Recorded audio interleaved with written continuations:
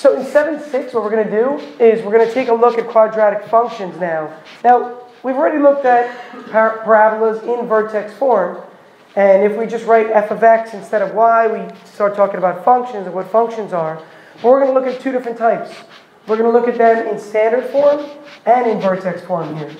And then what we're going to do is we're going to talk about things called extrema. What does it mean for something to be very extreme? If someone's an extremist, what does it mean to be extreme? Like they go to far distances, like for example. Yeah, they don't stop. They go over the top, right?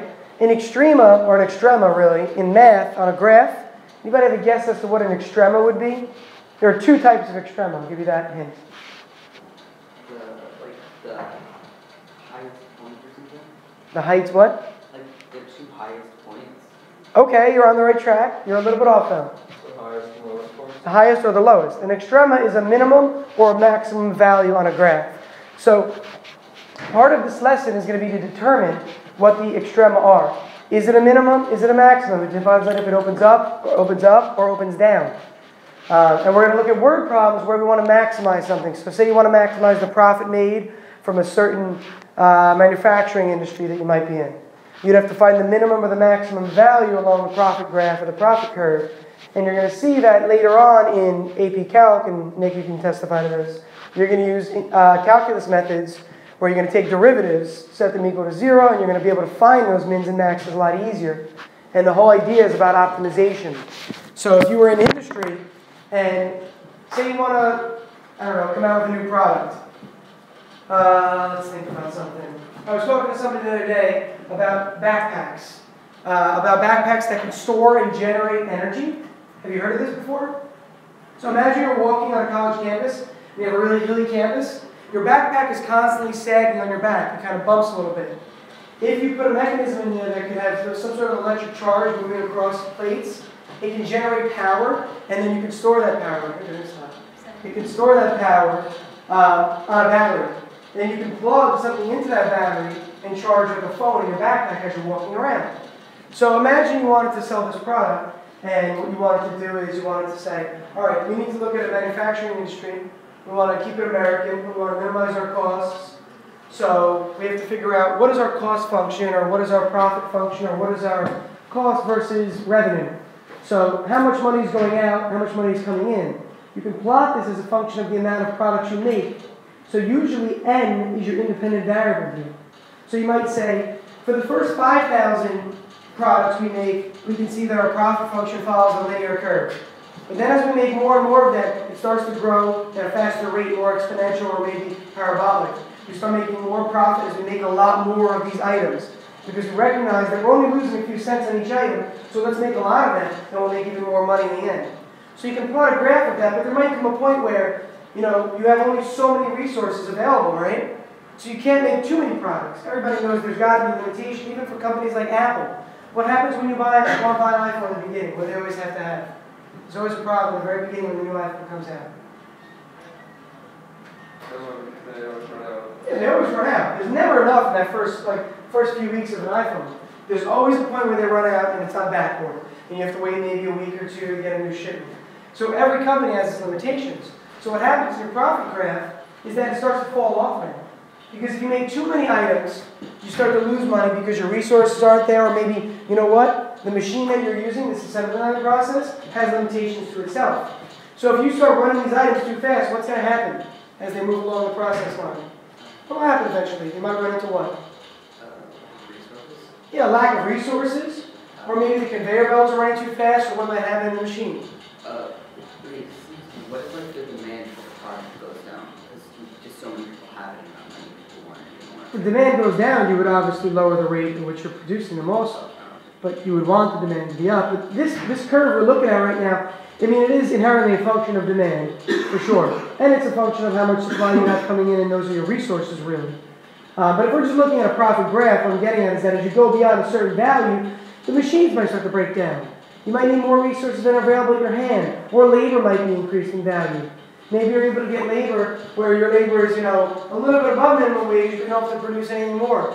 And, there's companies like, and it's a terrible thing, but it is true, there are companies out there that they minimize the amount of hours a company might be able to give to a certain employee.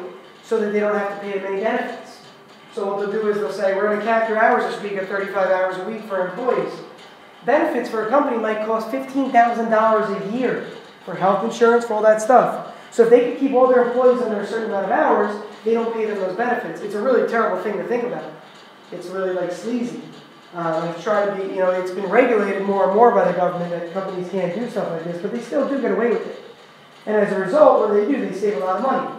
So suddenly, if they have more products, they need to give more hours to their employees, which pushes those employees over the 40-hour limit. They become a full-time employee. Now they're losing $15,000 per employee for that.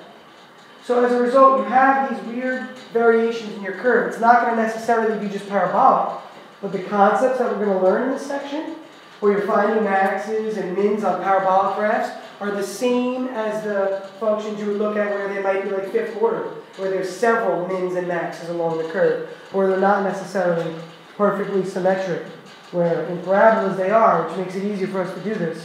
But when they're not perfectly symmetric, you can't solve these this way. You need to go to calculus and understand those ways to solve, to do that. Okay, so I know it's a long intro, but this is really one of those important sections of the year, like I keep talking about, where you're going to see this over and over again. You're going to see it next year as well. You're going to look at rates of change and mins and maxes for those graphs also. All right, so we have two forms we're going to look at. The first of the two we're going to call standard form. And when we're looking at standard form here, what we're going to recognize is that we go back to the form where we had it in for the quadratic formula. All right, that's our standard form. And now we're looking at functions, so instead of y equals, what do you see? F of x. F of x, right? A function of x. Now, function of x, f of x, is a generic term. What would you write for a cost function? What might you call a cost function if the cost is a function of the amount of items you produce? You probably wouldn't call it f of x. What would you make the function title? Give me other variables to use. F of c, so a function of cost. Okay, but that would mean cost would be the independent variable. I said that you want to find a cost of something as a function of the amount of items produced. So think about it that way. F of p. Not f of p, that would be, well, a function of, what does p stand for then here? Product, okay. Halfway there, I'd say. F of p. I would probably change f to something else. What would you change f to? You're trying to find the what? Amount. What was the first thing I said? You're trying to find the blank as a function of items produced. You're trying to find the... So what would you use? C of p or C of n. But you want to indicate for these functions, you're going to see them change. Usually it's the first letter of the word that you're going for. So I'm just trying to give you like everyday common terms. So if you're looking for, for example, the fluxural rigidity of a beam in engineering, okay, you want to look at the y displacement as a function of x. There you would actually say y of x as it changes. Or maybe you're looking at the force as a function of distance. So for force, it would be a capital F as a function of distance. So it looks like f of x, but this is referring to force here now. So depending on the application that you're going for, your variables are going to change. And then vertex form is the same thing we had for the last lesson. What's the only difference for this as opposed to vertex form when it wasn't for functions? Is on the right side. Yeah. K is now on the right side. K was on the left-hand side, and it was written like this.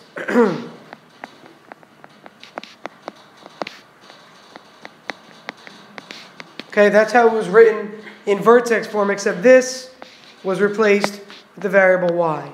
And that's what it would look like. But it's the same thing. Okay, so neither of these are new. We're just going to analyze them a little bit further. So nothing new here, just further understanding of what we can do with them. All right, let's look at our first example. Determine the vertex and axis of symmetry of the following function by transforming it into vertex form using completing the square. Using completing the square. So remember how I told a few of you, because I know some people struggled on the completing the square test, I said it's not going to go away. You need to know how to do completing the square. So let's take a look at this, and then afterward we're going to verify something. We don't even need the second part yet. So if I want to complete the square here, it's a little bit funky, right? Usually for completing the square it says 0 equals some equation. Whereas here we have f of x equals some equation, or some expression really. So in this case, if 0 were in the place of f of x, how would I go about beginning this if we were completing the square? Divide by a. Or, yeah, divide by A. That's- Move C. Yeah. I'd probably move C over first. And then divide by A. And then divide by A, right? Move C over and then divide by A. Would everybody agree with that? So let's move C over and then go ahead and divide by A. But f of x is not disappearing. F of x is there. It's still there.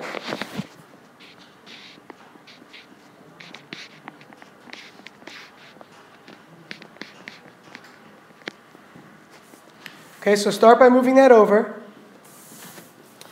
Go ahead and divide.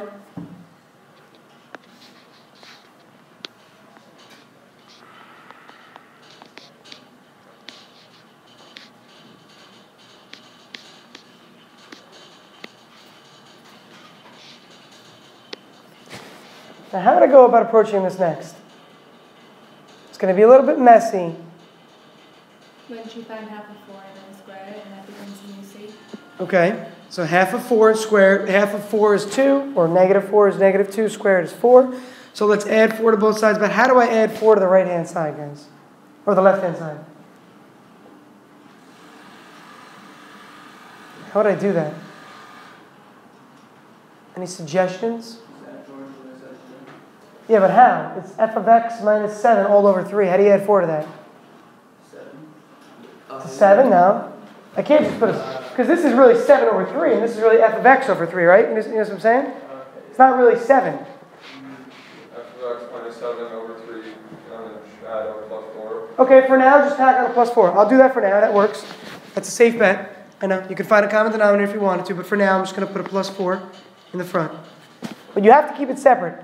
Again, 7 and f of x are both being divided by 3, so you cannot touch those. On the right-hand side now, Mike, what do I get on the right-hand side? What does that factor into when I'm completing the square?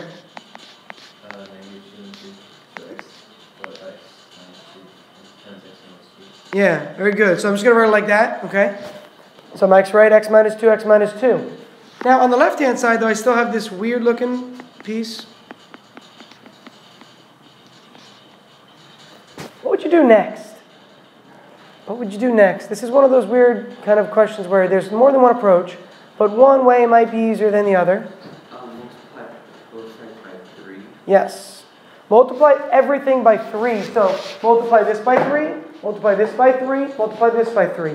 In essence, bringing 3 back over here, really.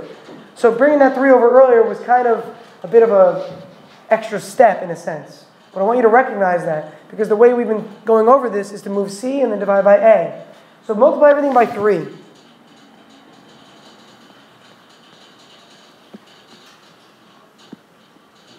On the left-hand side, I get a 12.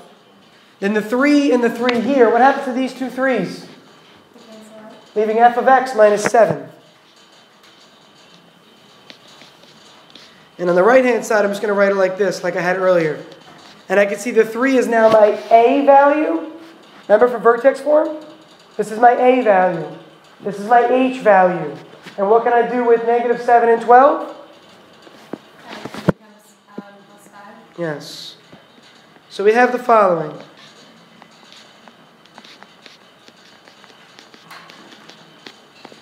This is vertex form. Here's vertex form. That's how we looked at this already. Now, if I want to move the 5 over, I can to get used to it being over here for the new way we're writing it, but you can leave it like this for now. So here's my question to you, because this is something that a lot of you struggle with on the test. And it was probably the easiest question on the test. You just need to memorize stuff. What is the axis of symmetry? What is the axis of symmetry? The vertex, the y value of the vertex is where you can like Not the y value, or the x value. the x value. You can Okay. reflect points over. So what is the x value of the vertex for this quadratic that's written in vertex form? What's the x value? Charles? 2. That's good. The equation is absolutely x equals 2 for the vertical asymptote. The value of the intercept is really 2 comma vertex is 2 comma negative 5. So again, it's always x equals whatever h was. That was always the axis of symmetry. So I know that this graph already looks like this. I know that there's a vertical line here. It's imaginary, obviously. Going through x equals 2. And I know that the graph is going to be symmetric. Since 3 is positive, I know that it's going to open up. Since my intercept is 2, negative 5, I know that I'm going to be down here somewhere. There's my, sorry, I keep saying intercept. My vertex is right there. I don't know my intercepts right now. I didn't solve for them. But I do know that since this opens up, I will have 2 x-intercepts for this graph. Now, the follow-up, the first part of the question said, transform this into vertex form and come up with the axis of symmetry. So we've done that so far. What did the second part say? Scroll back up. What did the second part say? What are we trying to do here? What does it mean? I mean, you can read it, but what does it actually mean? What are we trying to do?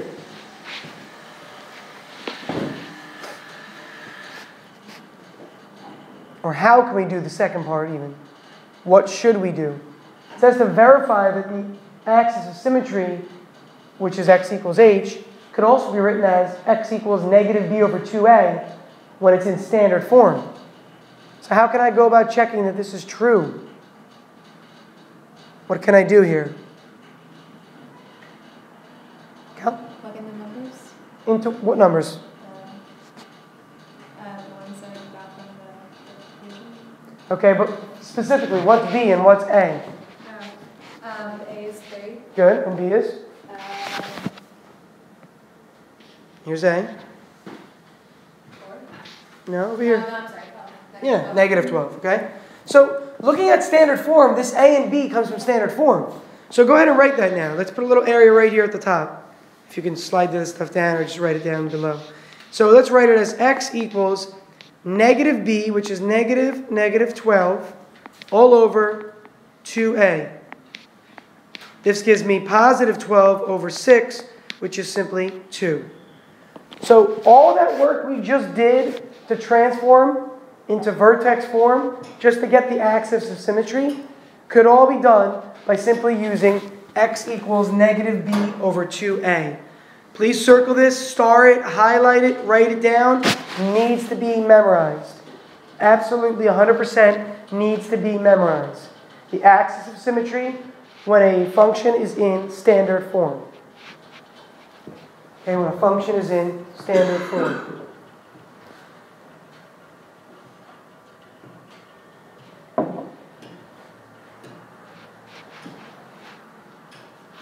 Now, what about the vertex in standard form?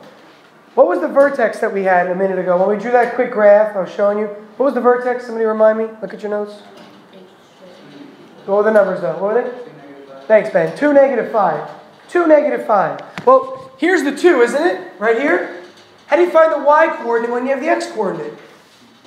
You plug it on into the function. So let's everybody go on the right-hand side over here, and let's do f of 2.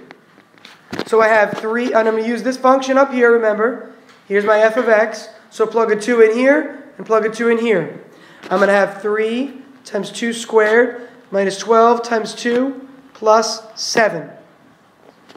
3 times 2 squared is really 3 times 4. Okay, I've got 12 minus 24 plus 7.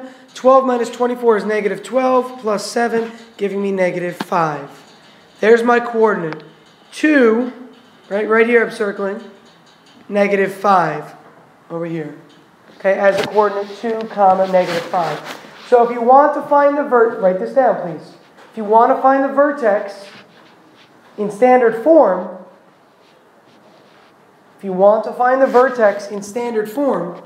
first find the axis of symmetry.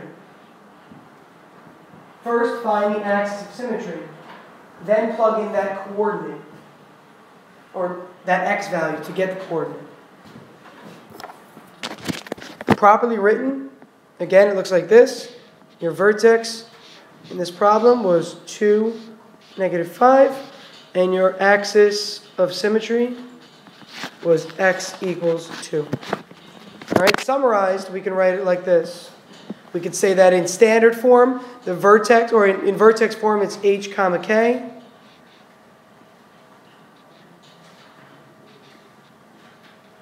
And over here it was x equals h. In standard form, it's x equals negative b over 2a. Now, how would I write that as a coordinate, though? X is clearly negative b over 2a, right? That's whatever x is. All right, see how h is here and h is here? So this coordinate is whatever the axis of symmetry is. That's correct. How do I write the y coordinate? Nice, Nina. Very good. f of whatever that is. We did f of 2 in that last problem. We got 2 as an answer here. We plugged in a 2 here, and then we did f of 2. So I'm just writing it in terms of our parameters a, b, and c instead of using just numbers. Questions on this? Because this is not an easy thing. It's not the easiest topic of the year, I know that for sure. And sometimes people have trouble understanding exactly what's going on. Did I lose anybody along the way, or was there something confusing at all? Okay, let's move on. Thank you. All right, let's look at example 2. So for example 2, we see that we're not in perfect standard form yet. We can manipulate it a little bit. But we want to find several things. We want to find the vertex, then the domain and range, and then the zeros. Okay, the zeros of a function, really remember, what are the zeros of a function, really? The what? Good, the x-intercept. Very good, good memory, good vocabulary. So first, let's find the vertex. To do that, we have to do what we just did. Put it in standard form, but we're not going to delete the square. Okay, so let's find the axis of symmetry. We get the x-coordinate of the vertex, and then we get the vertex y value. So try and find the vertex on your own first. To practice finding the vertex, you might have to rearrange things. So find the vertex first, and then we'll talk about domain and range once we know what the vertex is.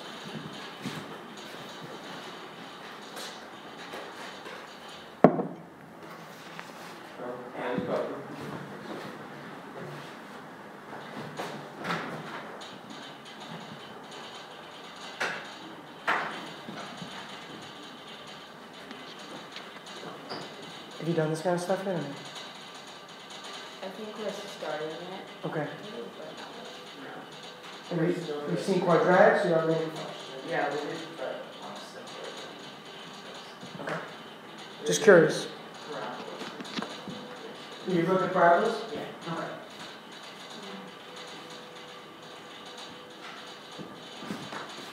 So I'm going to start by rearranging it.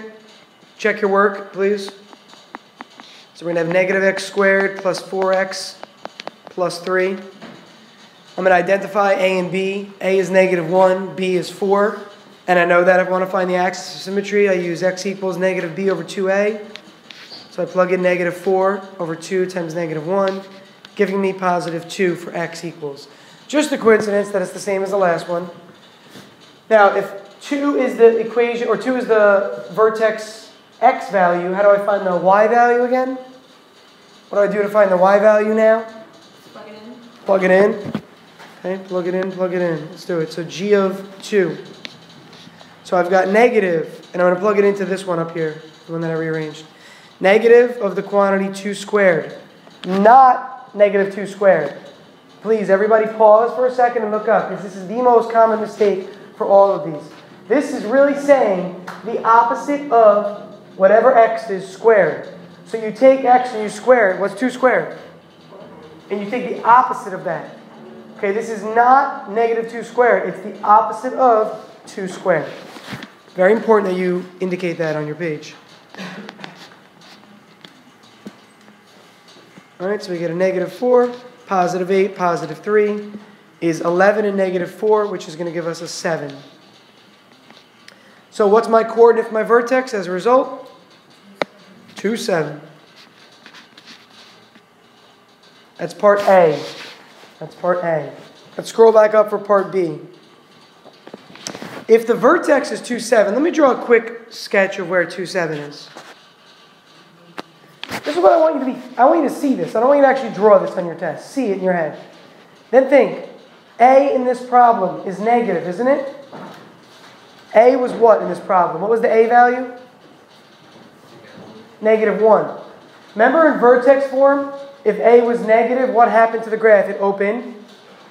And if A was positive, it opened. So it's the same thing again. A is negative here. The x squared term has a negative in front of it. That means this graph will open down. So please, folks, start by doing this. Just draw yourself a little sketch. Just a sketch. I don't care where it is. Now, again, on the test, you're thinking this. You're not even having to draw this. Now, if you want to find the domain of G, the domain is what? The domain is defined as what? The x coordinate. The values the x coordinates can take on. Now, what do you notice? This graph is going to continue forever. In what directions? What direction are the arrows pointing? Give me some direction. Left and right. Left and right, or in your case, left and right, and then down. Would you agree with that? The graph is not going to go any higher than 2, 7, or any higher than 7. The height of the function is 7. Never going to get higher than that. And it's going down, but it's also going left and right forever. So if it's going left forever, and it's going right forever, what values can x take on? What values can x be? What values can x be? It's going left forever and right forever. Anything. All real numbers. A set of all numbers from negative infinity all the way to positive infinity. So a parabola, and you can jot this down if you want, a parabola's domain is always all real numbers. Because all parabolas follow the same trend. They go on forever, either like this or like this. But either way, it's going left and right forever.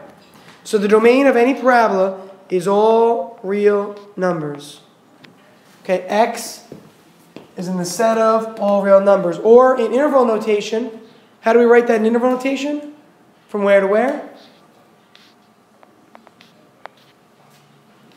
Interval notation? Nobody really? Negative infinity. Parentheses, you meant. But go ahead. Oh yeah. Go ahead. 2. Infinity parentheses. Good. Okay? In interval notation. Remember, interval notation is just from what value to what value. From negative infinity all the way to infinity. That is not a coordinate. It's just writing an interval.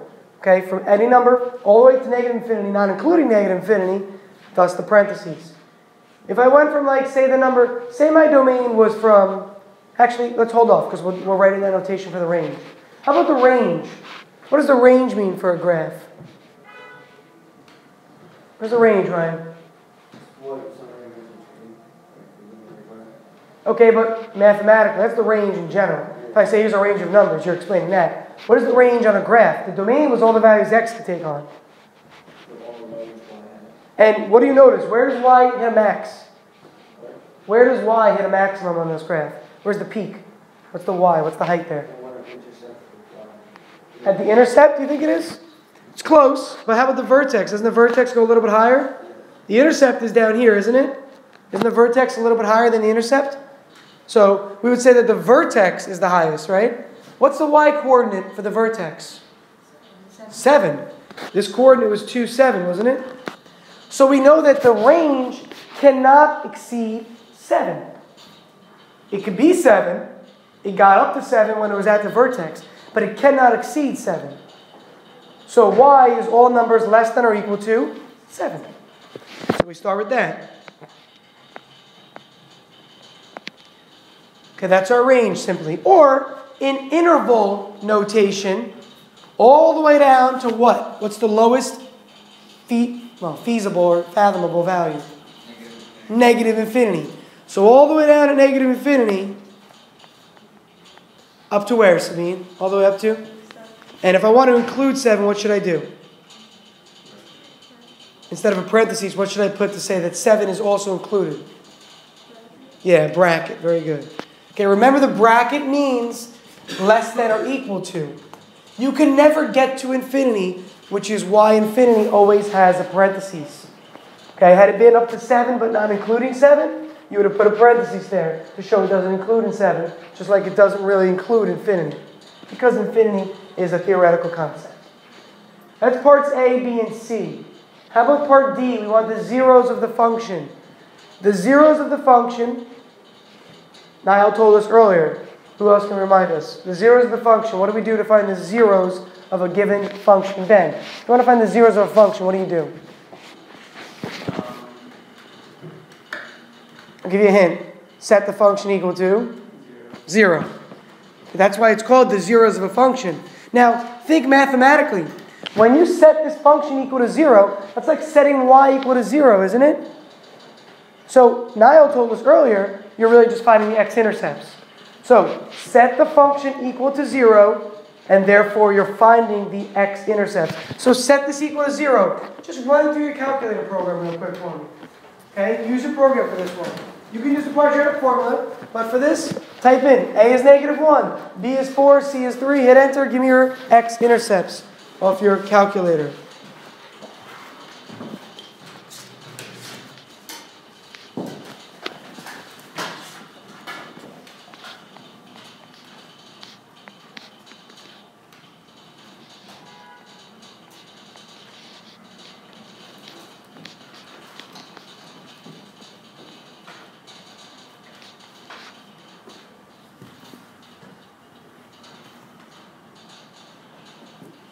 Good.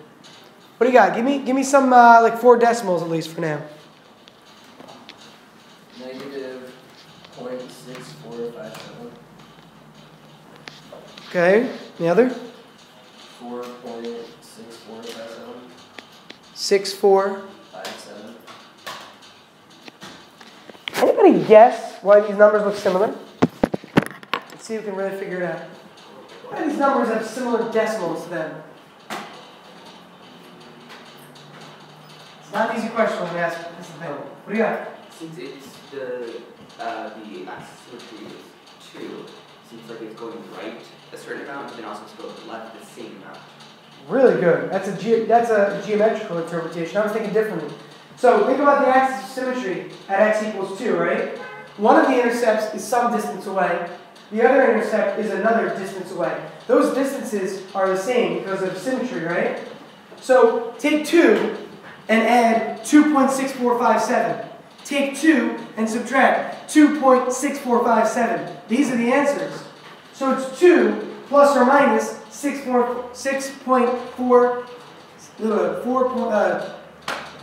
plus 2.6457. What do you think 0.6457 actually is? Or 2.6457 actually is? Go further. Algebraically. That was graphical interpretation. What do you think? Come on. Guys, think outside the box. What if we didn't have our quadratic formula, our quadratic calculator? What would we have to use?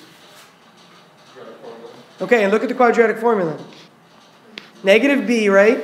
And isn't it all over 2a? So can't I just write it over 2a separately like this? Remember I did this a few times to emphasize some stuff? Look, what's this? What do you recognize? This is the... What did I just tell you to memorize? This is the axis symmetry right here. Negative b over 2a. So this is really just 2, isn't it? Remember before we calculated the axis symmetry and we got 2 for it?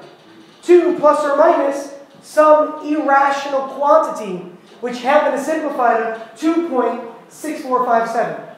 So this is really 2 plus or minus radical 7. That's what you get. So for your roots, you're getting 2 plus or minus root 7. So root 7 is really 2.6457. And if you take 2 and add that to it, you get the first one. Take 2 and subtract that from it, you get the second one. So when you notice, you're going to see this happening. When you get a decimal that is irrational looking, there's a good chance it came from a square root that was not able to be simplified. What if this had been a number like 9 instead of 7? If this number were 9. Yeah, it'd be rational. 2 plus 3, 2 minus 3. Your roots or x-intercepts would have been 5 and negative 1. So when you notice your x-intercepts look like they are rational, like they're a fraction that can be simplified, or an integer value, it meant that your discriminant was a perfect square here. So that's really what's physically happening, so you understand the concept and the connection between the two. Okay? Last part, and then we'll pause for today. Let's go to the next already, so this is not something that's not new to you. You saw this when we were in vertex form. And the same thing is happening again. Mike, tell me, when the discriminant, right, b squared minus 4ac, when it's negative under the radical, what kind of an answer are you going to get? And that's the red graph you're seeing. Okay, when the discriminant, b squared minus 4ac is negative, you're not going to have any real roots. They're imaginary, so you don't see any x-intercepts. When the discriminant is positive, what kind of roots do you get? When the discriminant is positive, what kind of roots do you get? Yep. 2 equal real roots. 2 unequal real roots. Good. And that's the black graph here, showing two x-intercepts, and they're unequal, and they're real. And then the last case is when the discriminant equals 0. And notice, isn't this just the axis of symmetry here? Draw the axis of symmetry on the green graph. Draw that in. Isn't it the same thing as the x-intercept? If I give a coordinate here, give me a number. Pick a positive number, quick. 1, okay. Let's say this is a location of 1, this is 2, this is 3, okay? 1, 2, 3. The equation of this is x equals 1. Well, the intercept is 1, 0. It's not a coincidence, these are the same. When the discriminant is 0, what happens to your quadratic formula?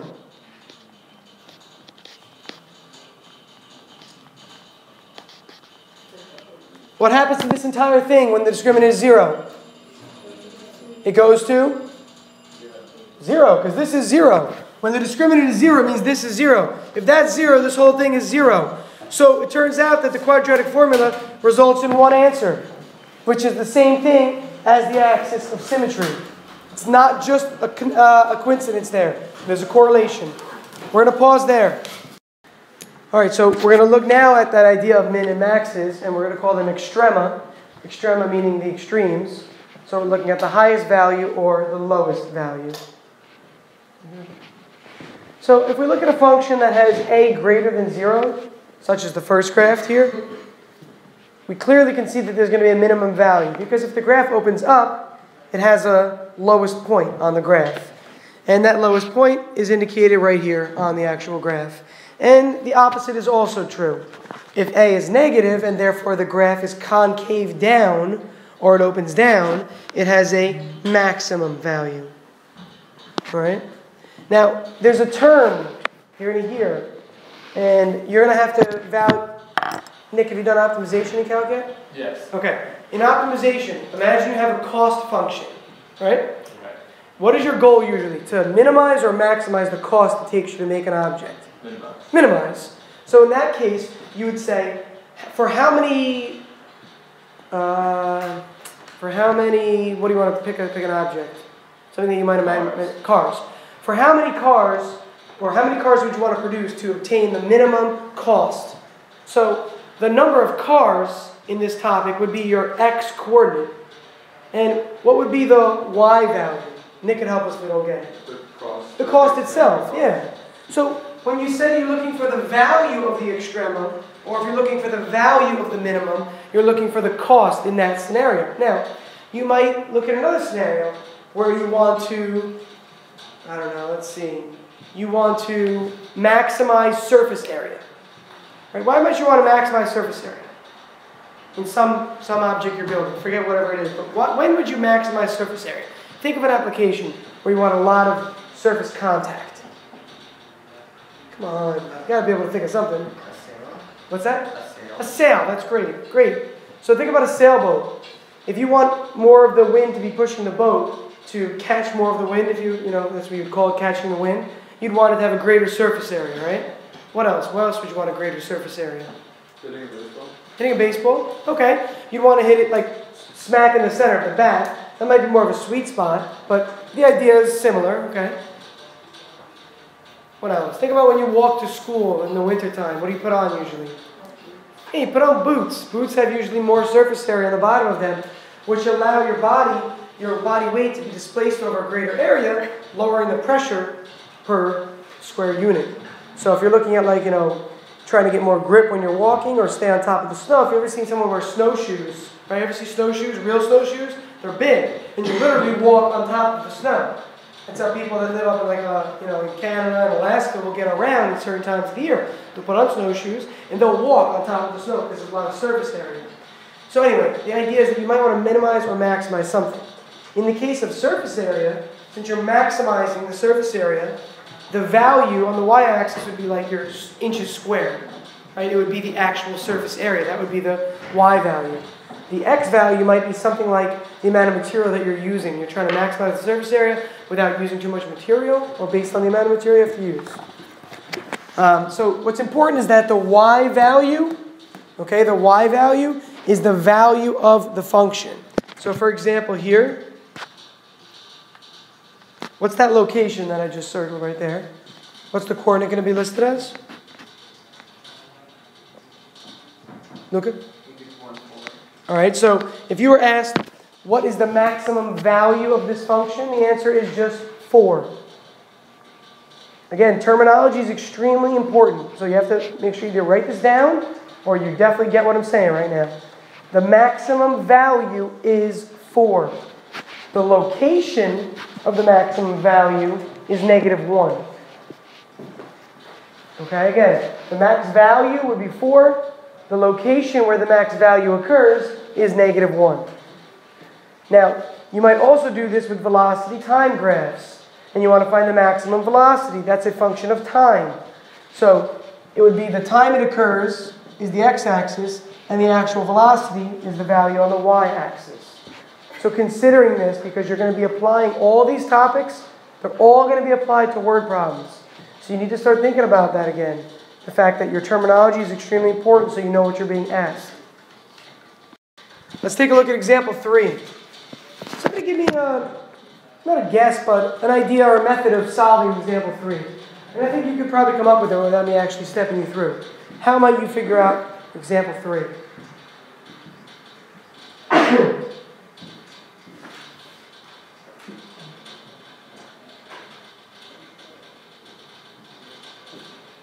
Take a minute and think about it. How might you figure out how to determine the maximum value and its location?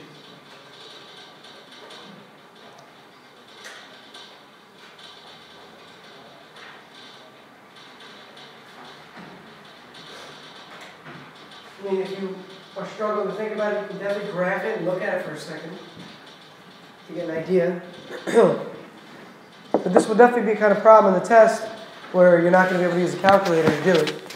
All right, so for now, if you want to check to see what you would do, maybe look at the graph. Charles, I saw your hand go up. You have an idea? You want to start us? Okay, good. So really what we're looking for is the vertex. That's the first starting point. So let's write that the max or min is the vertex. Absolutely. Okay, that's good to know. It's got to be the vertex, because the vertex, right, is where it turns around. And either it turns around and becomes a min, or it turns around and becomes a max. What else? How would I find a vertex then? In essence, finding a max or a min. How did we find the vertex last class? We did one of these examples. And I'd rather not use completing the square. We could do that and put it into vertex form, but that's a lot of work. In the last class, we came up with another way to do it. We came up with a way to determine. Negative b over 2a? Yeah, what would that do for us, Cal? It would give you the x value. Yeah, the x value. Remember, this is the axis of symmetry. And as a result from this, we get the x value of the vertex. This is always the x value of the vertex. Always, always, always, always. This is like your h value, really. So let's figure it out. Negative b over 2a is negative 8 over 2 times 4. So it's negative 8 over 8, which is just negative 1. So if that's the axis of symmetry, and we look at a graph, right? And we look at a graph. Let's draw a quick graph before we go any further up here. We know that it's going to be right here. The axis of symmetry is going to go through negative 1. So if the vertex is somewhere on here, maybe the vertex is up here. Maybe the vertex is here. Maybe it's here. Maybe it's here. It could be anywhere along this. So how do I know what the height is of the vertex? How do I figure out the height? Find out if it opens up or down. Okay, does it open up or down? That will tell me whether it's a max or a min, I agree. But how do I actually find the location or the height? We have the location right now. The location is negative 1. How do I find the value of the max or min? Plug negative 1 into the original function, right? Let's do f of negative 1 now to get the y coordinate. And we're going to look at whether a is negative or positive, Niall. We will. That'll tell us whether it's a max or min, though, right? It doesn't actually give me the height. So we want to figure out the height. So let's go ahead and do f of negative 1 to get the y value. Remember, when you plug in the x value, what you're getting is the height of the function, or the value of the function, or really just the y coordinate. So when I plug this in, I get negative 5. Agreed? We're going to have 4 times negative 1 squared plus 8 times negative 1 minus 1, and it's going to give us negative 5. Therefore, my coordinate is negative 1, negative 5.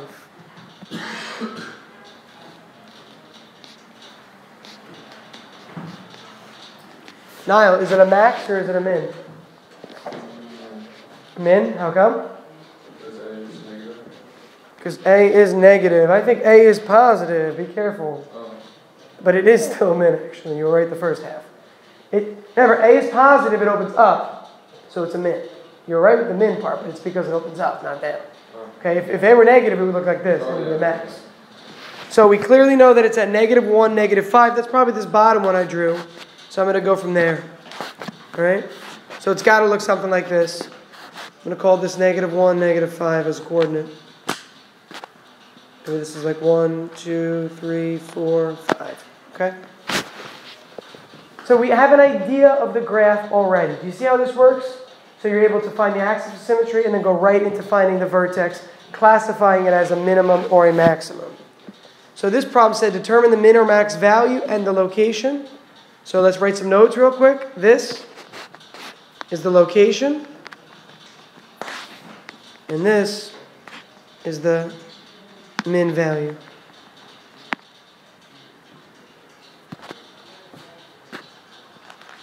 Okay, we have the location and we have the min value. Together, again, they make up the actual vertex. Make sense? Okay, it's a really important topic. You have to be able to find mins and maxes, whether it be x to the third, x to the fourth. You're going to learn about more next year, and, well, more actually junior and senior year about those functions. But the idea is the same. You're still trying to find a min or a max relative to the points around it. Okay? All right. Questions. Let's look at this next one, which is a little bit more difficult here. You're definitely going to have to think back on what you learned earlier in the year to complete this next problem. You cannot do this one without it. So, for the following function, you're given a y-intercept of 7, and you're given 2 points. And your goal is to figure out what that function is. Take a minute. Maybe even actually work with the person next to you. This is not easy at all. I want to see if anybody can come up with how to do this. Again, you're given the y-intercept and 2 other points, and as a result, you need to figure out what is A, what is B, what is C. Come up with those three constant coefficients that would give you a graph containing those 2 points and a y-intercept of 0, 7. I'll take a look and give you an idea if you're on the right track. Sure. No? Good idea, though. I like the idea. Keep trying other stuff, Kelly. Guys, you're not going to get this right on the first one. So try something. Let me know what you think it might be, what you have to work on. Now let's take a look. Keep going with that. Keep going with that. We use 1 coordinate, right? Yeah. Okay, there. 2 more stuff. Oh. Keep going. Very good. Think about using the coordinates. How could you use the coordinates? What can you do with coordinates? Where can you place them? You can definitely start by, if you want to put them on a graph and look at what it looks like. That might help. But what can you do with coordinates and a function? What can you do with x and y? Where can you place them?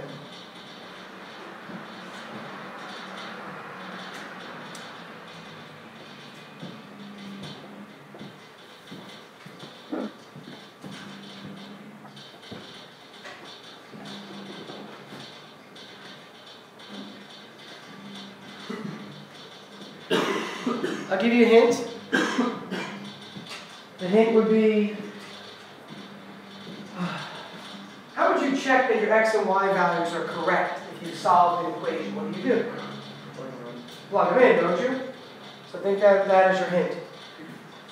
Think about what you can do with these coordinates to check that they satisfy the equation. Only one thing you can do to check that they're true. You have 3 coordinates here, remember. So you can do this thing I'm talking about 3 times.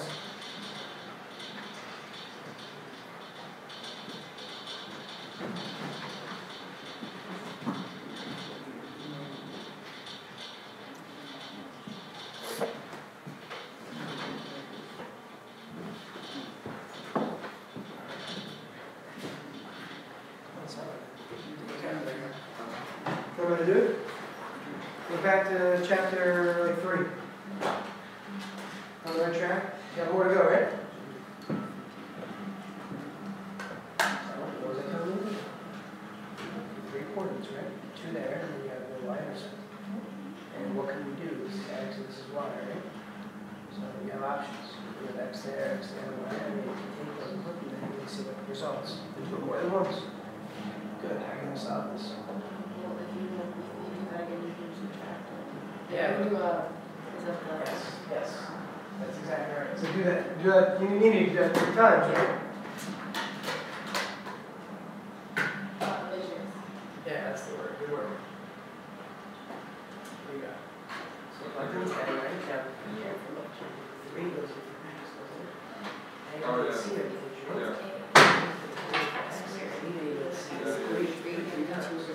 So I was on the right track. How are we doing? Yeah, 3 points, right? So we have this equation here, this function. That's the x coordinate, that's the y coordinate. So negative 2 can go for x. And 25 can go for y. For y's. That would be behind a, b, and c, right? So you have 3 variables on the y. And you can do this with points 3 times, right?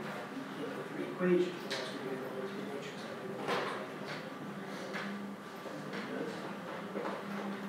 Close. So what I would say is first, use 3, right? Because you're using this 1. So f of x is y, right? So 10 goes into f of x. And then this 3 goes into x. So 3 squared is what? 9. So this should say 10 equals 9a plus 3b plus c. That's one of the coordinates, right? Yeah. If you do that 3 times, you'll get a resulting thing that you can solve. Good. Now, let me just take that to you. Is that a B right there? Is that what it says? Okay. Now, once you plug in, yeah, once you plug in this first line right here, don't manipulate this. Do it again with the other coordinates. So erase the stuff you did after the first line. The first line is good. So do this with the other coordinates. Like see over here, 3 squared, I just move that out. To do that with the other 2 coordinates, 10 and then 0, 7. And we again do that 3 equations, right? How many variables do we have this? How many variables are unknown there? 3. The equation of the variables will be matrix, right?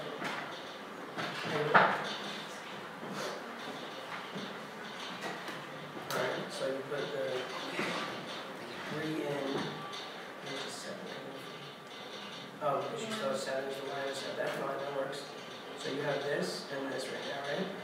Now, what was equal f of x? It isn't f of x related to y. So shouldn't this one equal 10? Then you plug a 3 in, is that one? That came from you plug 3 in. So shouldn't this equal f of x, which is 10? And then you plug negative 2 in, then you get this. Shouldn't that equal 25? And then you'll have 2 equations, 2 unknowns, because you recognize the y-intercept plot makes it easier. Everybody else will have 3 equations.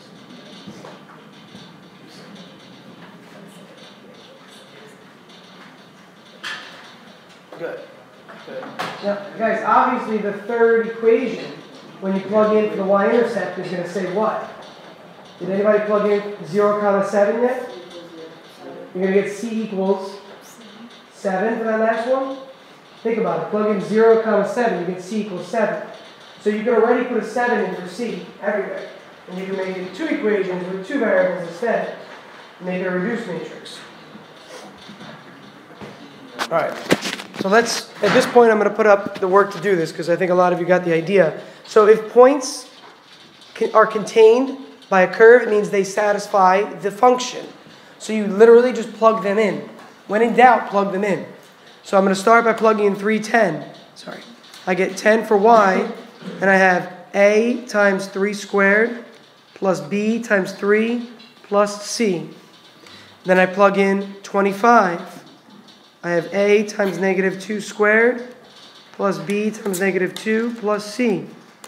And then finally, this is really 0, 7.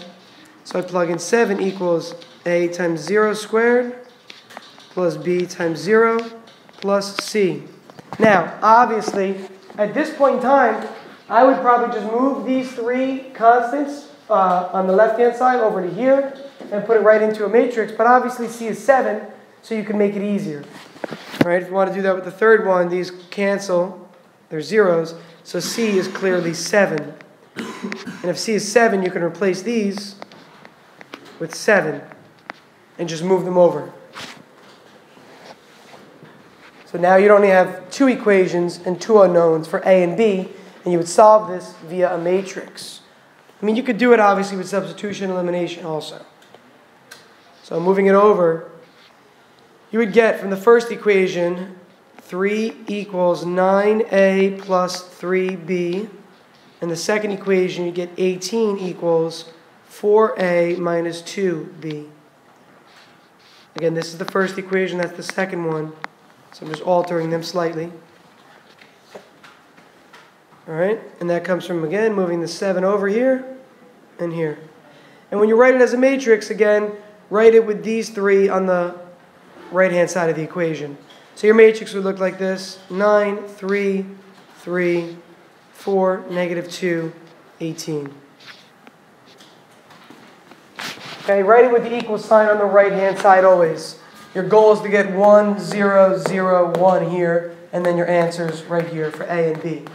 If you forgot how to do this, this was something we did in Chapter 3, and I also put a video on, it's either videos from class or documents and handouts, but there's a video link that actually says practicing with a matrix or inserting a matrix. So if you just open Moodle, open those little tabs and press Control F, just type in matrix, it'll pull up that one right away. So when you reduce this matrix, what you get as a result is 1, 0, 0, 1, 2, negative 5.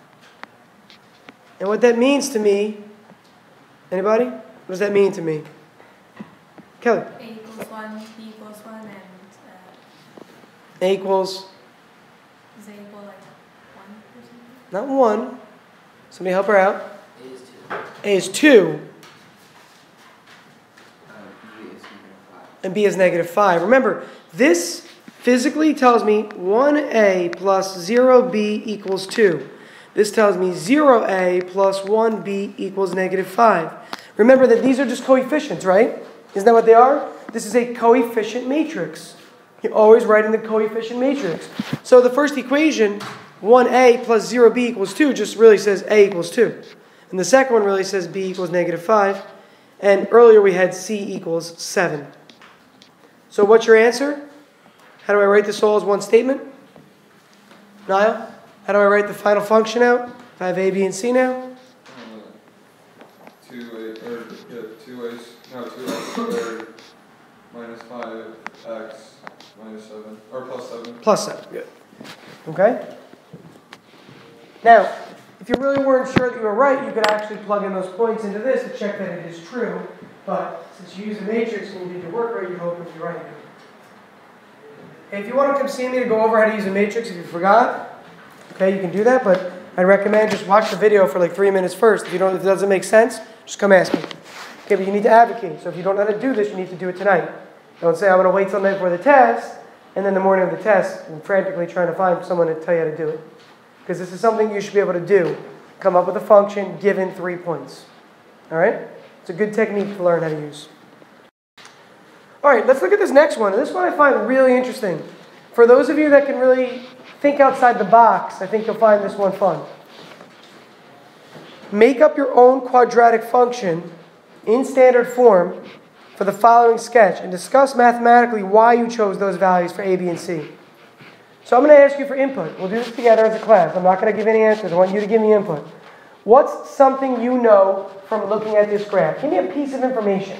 Doesn't have to be something about A, B, and C, but give me something about the graph that we can draw more conclusions about. There's 2 real distinct roots.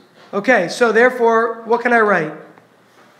The discriminant is positive. Good. Well done, Niall. Okay, so that part we know already. That is absolutely true. What else? It opens down. Therefore? Negative. What is negative? A is negative. Good. That is true as well. So let's write this on the side if we don't know, right? So 2 real, distinct, let's see, distinct zeros or roots. And opens down. Next. It's shifted to the left.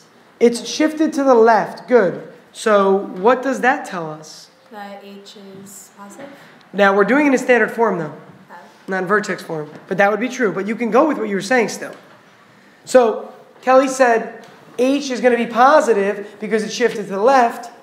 Well, we're not looking in vertex form. We're looking in standard form. The shift to the left does tell us something. So negative b over 2a is negative. Is negative. The axis of symmetry is on the left side, isn't it? So this quantity has to be negative. For sure.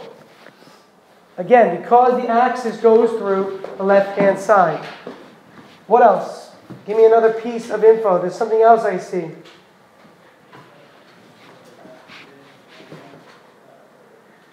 One more thing. This is the toughest one. Shifted up. No, I mean, that is true, but it doesn't have to do with that. There's one other piece of info. It's in the max. It's a max, but we got that already from this. Opens down. I should put the notes here, right? Axis of symmetry is negative. Would A be a fraction versus Y? We don't really know that. You're just saying from the looks. Nina, right? We don't have numbers, so we don't know that. But I get the idea. What? Already got that, already. Two real distinct zeros. C is negative. C is negative. In the last problem, wasn't C just the y-intercept? Let's write this down, please. C is the y-intercept. So therefore, C is negative in this problem. C is the value of the y-intercept. Very good, Luca. That's the last piece. And we only discovered that in the last problem, right? We didn't really discover that until just now. All right. So as a result of these four things, think about this tonight. Trying these pieces of information, right? We said that the discriminant must have been positive because there were two real roots on the graph. We said that A must have been negative because the graph opened down. We said that negative b over 2a is negative because the axis of symmetry is clearly negative. It's over here on the left side of the graph. There's the axis of symmetry right there. And finally, we said that C was negative because the y-intercept is negative as well. The y-intercept, if we continue this graph, right, would be somewhere down here. There's our y-intercept if we continued the actual axis and graph. So again, from these roots, from the fact that it opens down, from the axis, and from the y-intercept, we have information. So, if we know the following, we know that C must be negative and A must be negative. What else do we need to know about? If we know that C and A are negative, what's the last variable that's missing? B. So how can I figure out the value of B, or what B must be around, or positive or negative? I'm going to give you a hint and tell you to look at the axis of symmetry. Look at the axis of symmetry part right here. How does that help you to determine whether B should be positive or negative? From the axis alone. Kelly? Well, if A is going to be negative, that means that the denominator will be negative. And if it needs to be less than 0, you would have to get a negative number. So B would have to be negative, so it becomes like a positive. Yeah, well, it becomes a positive up here and a negative down there. Very good. So, look, A is negative, right? Right? A is negative. So it means the denominator is definitely negative. The only way this fraction can be less than 0 or negative is if the numerator is positive. Focus, guys. Focus. Is if the numerator is positive. So you need a negative for B. So it's negative, negative, and A is negative, making the whole thing 3 negatives, and therefore keeping it negative. So from this piece of information right here, we know that since this is negative, this needs to be negative, and then we'd have negative, negative, negative, making the whole thing negative, and therefore it is true that it is less than 0. So we can jot down that B must be negative. Now, if we know that A, B, and C are negative, aren't we done? We know that they're all negative, so just pick 3 negative numbers. What am I forgetting about? What am I forgetting about?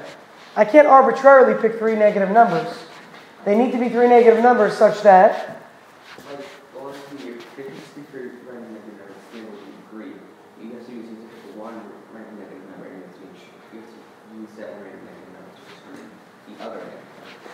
Okay, but what else? Just give me one statement. There's an easier way to look at it. You're going through like the process of finding the others, but give me what's the first piece that we're not looking at? Would that be integers? We're going to pick integers, but they don't have to be technically, no. But we're going to use integers. What's governing your argument right now? What piece of information that we have not used yet? Look, literally, there's pieces we have not used. A, B, and C are negative, so we use those. We use the axis of symmetry. What haven't we used yet? Yeah. So we need to pick numbers for A, B, and C that are all negative, but B squared minus 4AC needs to be positive. Is that clear? So you can't just pick arbitrary numbers. So you want B to be a very large number. Why do you want B to be a very large number? Although it'll be negative, maybe we'll make B like negative 20. Why would that make sense? It has to be greater than 0. Okay. So it's negative 4AC is going to turn out to be negative numbers? Yeah, this is going to be a negative, negative, negative. That's the key there. Look here, please. Look here. If A and C are negative, negative, negative, negative makes this a negative, doesn't it? So whatever you get for this number, you're going to be subtracting some value. So we want this to be greater than 0, as Charles mentioned. To work, Nina mentioned to us here that this is going to be negative. So we need B to be very, very positive. And we're going to square it, so it's going to be positive. But let's make B a very large number to make this easy on us. All right, so choose B as like negative 10 to start. And I'll make that 100. Make it very simple. And then pick values for A and C. Okay, pick values for A and C that are both negative. Does not matter what they are, but make them smaller numbers, right? All right, so let's see if this works. B squared minus 4 times A times C. So we've got 100. 4 times 2 is 8. 8 times 3 is 24. We're good to go. It makes the discriminant 76. So these numbers will work. Is that the only answer? No, give me another number that might work. Or another set of numbers for A, B, and C. 20, 1, negative 1, or negative 20, negative 1, negative 2. Perfect. Okay, you know that'll work because if you make this number bigger, it just makes this portion bigger, right? If you make these numbers smaller like you did, it just makes this value smaller, and as a result, still giving you a positive discriminant. All right? Does that problem make sense? This is the kind of thought process you need to be able to do. Okay, you need to be able to interpret a graph like this and understand what's physically happening with the graph. It's a little bit more outside the box thinking than you're used to with straightforward problems. Determine how many times the parabola intersects the following lines. All right, well, how do we figure out how many times it intercepts the x-axis? How do we find out how many times the parabola intersects the x-axis? Just to figure out the roots, or figure out the x-intercepts. All right, you could figure out the x-intercepts, absolutely, but there's an easier way to do it. The discriminant, right? If the discriminant is positive, you have 2 x-intercepts. If the discriminant is 0, you have 1 x-intercept. If the discriminant is negative, you have 0 x-intercepts. All right? So let's start with part A, finding the discriminant.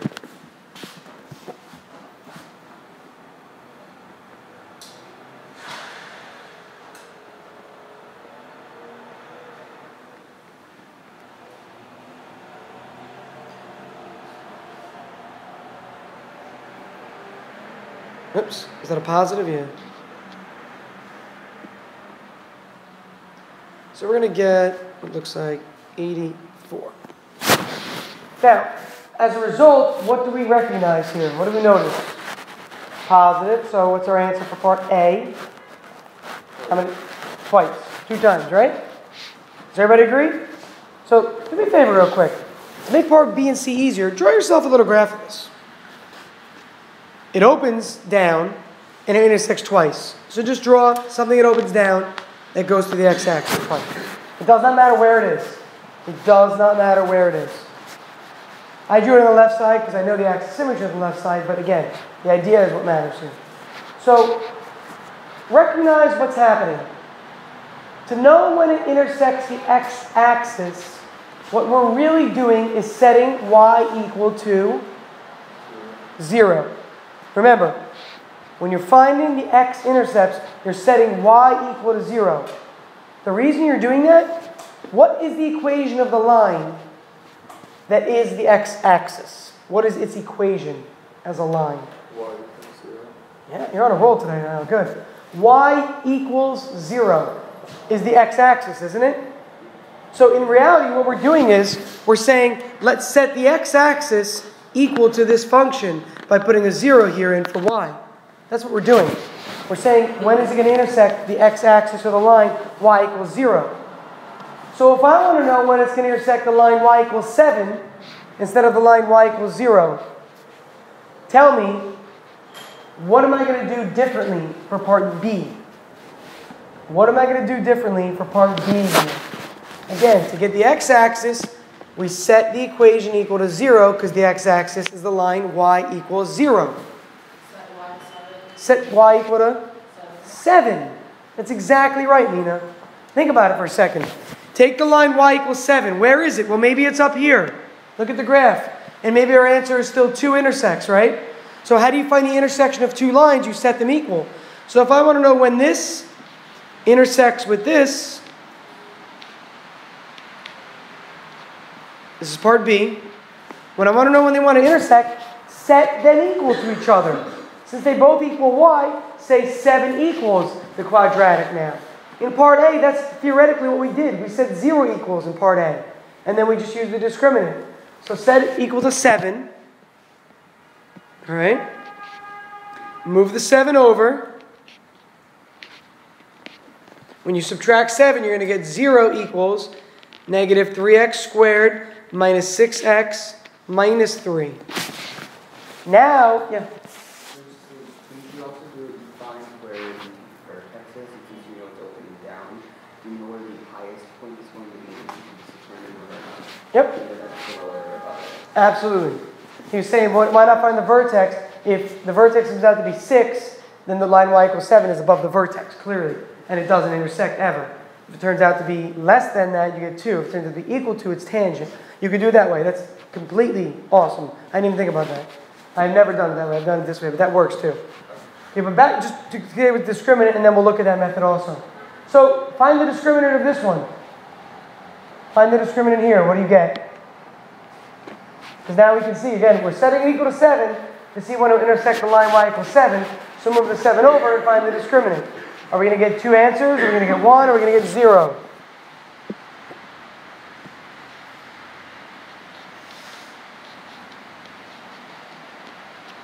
Four times 3 is 36, resulting in 36 minus 36. So the discriminant is? 0. When the discriminant is 0, you have 1 root, right? And it usually looks like this. Oops. Can't see on this side as much, so I have to see from this side. Okay, it usually looks something like this. When the discriminant equals 0, it is tangent to the x-axis. But in our case right now, we were looking to see if it intersects the line y equals 7. So this is really the x-axis down here. And this is the line y equals 7. So this is really what the graph is. Okay, although again, we found the discriminant. We found the discriminant after we set it equal to y equals 7. So as a result, by getting a 0 discriminant, it means it literally touches there once. And this makes sense still. The first answer we got was this. We said, well, this function intersects the x-axis twice. So here's the function still. It turns out that the vertex of this one is going to be located at negative 1, comma 7. So as Luca was saying a moment ago, if you had found the vertex instead, and you got negative 1, comma 7, you would have recognized that it must touch once on the line y equals 7. Now, before I go into part C says, how many times will it intersect with the line y equals 10? What's the answer? Automatically. 0. It's got it. So you'll go like this, 0. Because the line y equals 10 is up here. And we're still looking at the same graph. So when we graph the line y equals 10, we can see that it will never intersect that. So this is the same graph for all parts, right? For part A, B, and C, we were using the same function. And the question said, how many times will it hit the x-axis? The answer was twice for part A. How many times will it touch the line y equals 7? Once. It's tangent. How many times will it touch the line y equals 10? 0 times. And if you put a 10 in here, right? If you put a 10 right here instead of a 7, this will become a negative 6, won't it? Put a 10 here, subtract 10 over from 4, making this a negative 6, making this a negative 6, making this 4 times 3 is 12, 12 times 6 is 72, making this 36 minus 72, which is what kind of a number? Negative. Thus my roots are? So there would be no intersection with this one because it would never touch it. Okay, it's like you're creating a new x-axis when you're doing this. Right, a very difficult problem, not an easy problem at all. If part of that was a little bit confusing, what I recommend, just tonight, go watch the video that I recorded separately from class. I went through it nice and slow. You can pause it, go back, go through it again. Okay, it's the last example for this one. Again, I had hoped that you got a little, start on this homework. That's why I mentioned you could star part of it. So I hope you did. It's not a short amount of homework. They're multiples of 4, and then they're odd, but you have to graph a lot of these. Please, do not just draw a sketch from your calculator. Clearly you're not doing the homework. You need to identify the vertex. You need to identify the axis symmetry first, then the vertex. Then go into finding the roots. Then look at a point that's reflected over the axis symmetry from the y-intercept. So go through all of these steps in the process. Don't just sit there and draw yourself a sketch. Okay? All right, let's move on to 7-7. 7-7 is a continuation of this.